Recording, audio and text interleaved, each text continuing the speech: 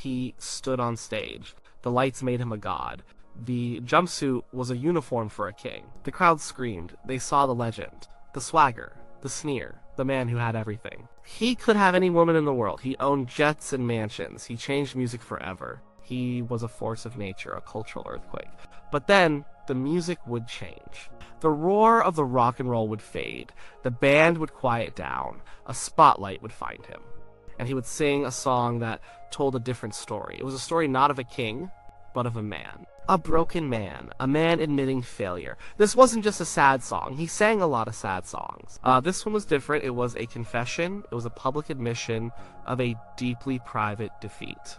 The failure wasn't losing a battle. It was realizing you were the reason the war was lost. The song begins with the end. There's no argument, no negotiation. It's a statement of fact. The goodbye has already been said. The decision has been made by someone else. He is on the receiving end of the final word.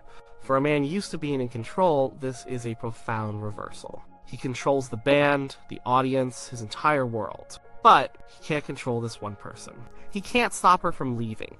This is the first layer of the failure, powerlessness. The great Elvis Presley, the man who could make thousands of people cry or scream with a single note, was completely and utterly powerless to stop his own heart from being broken.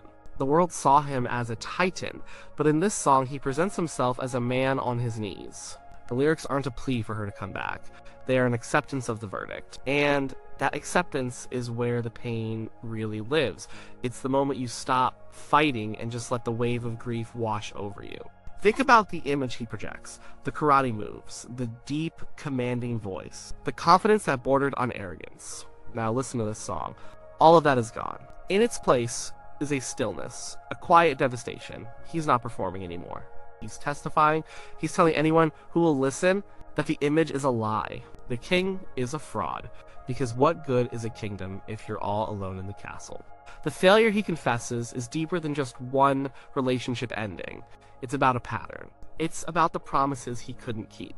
The song talks about golden rings thrown away, thrown in a wishing well. A wishing well is a place for hope, for dreams. By throwing the rings in there, he's saying the dream is dead, the hope is gone. This imagery is powerful. A wedding ring isn't just a piece of jewelry, it's a symbol of a promise. It was a vow, to have and to hold, forever. And he's admitting he couldn't do it, the forever ended. The promise was broken. This isn't just a breakup with a girlfriend, this is the death of a marriage. The collapse of a sacred vow. For a man from the South, a man raised with traditional values, this was a profound failure. Marriage was supposed to be permanent. A family was supposed to be the bedrock of your life. And he had the family, he had the wife, he had the child, and he lost it. The song is his way of saying, I failed at the most important thing a man can do. He could sell millions of records, he could sell out every arena in the country. But he couldn't make his own marriage work. That's a heavy burden to carry. And he carried it onto the stage every night. When he sang those words, he wasn't just reciting a lyric written by someone else. He was reliving his own life. He was looking out at a sea of faces and telling them his deepest shame. He was the man who had it all and couldn't hold on to the one thing that truly mattered. The wishing well is a place of last resort. You toss a coin in and hope for a miracle. But he's not tossing a coin. He's tossing the symbols of his commitment. It's an act of surrender. He's admitting that not even a miracle can fix this. The hope itself is being discarded. It's a devastatingly bleak picture. The confession gets even more personal. He sings about tender nights, the memories, the good times. This is the cruelest part of a breakup. The past doesn't just disappear, it haunts you. The memory of her touch, her laugh, the quiet moments together.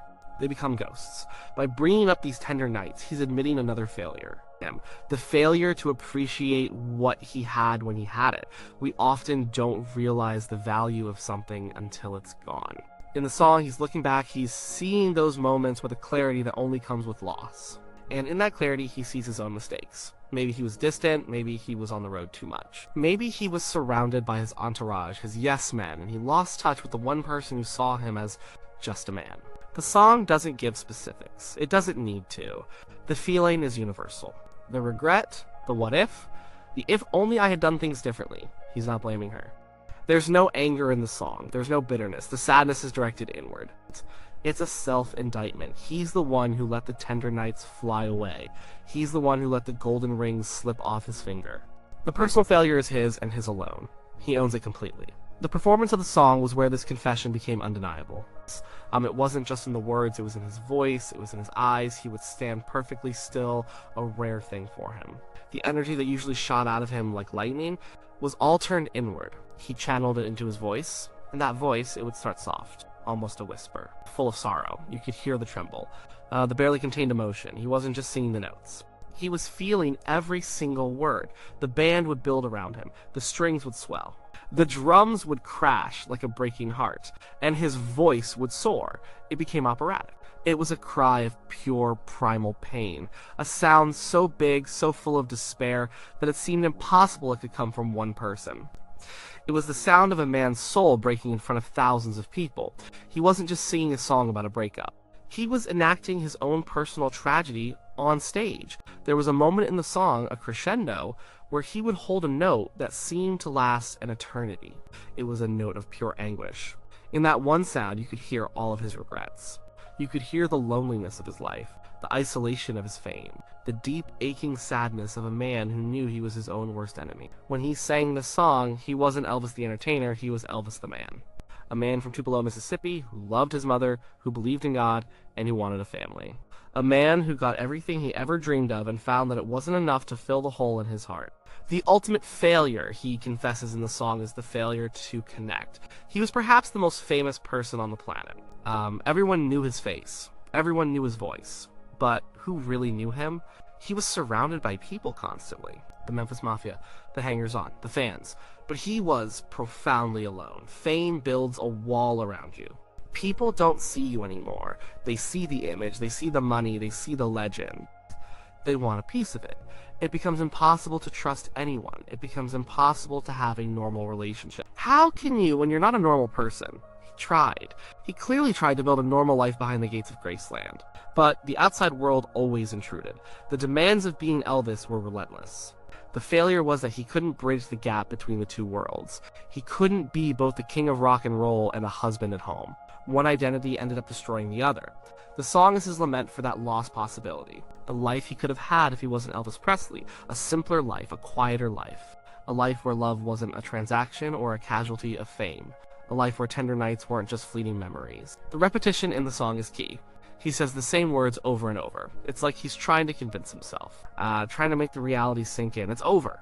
It's over. It's over. It's a mantra of defeat. A final, heartbreaking acceptance of his own failure.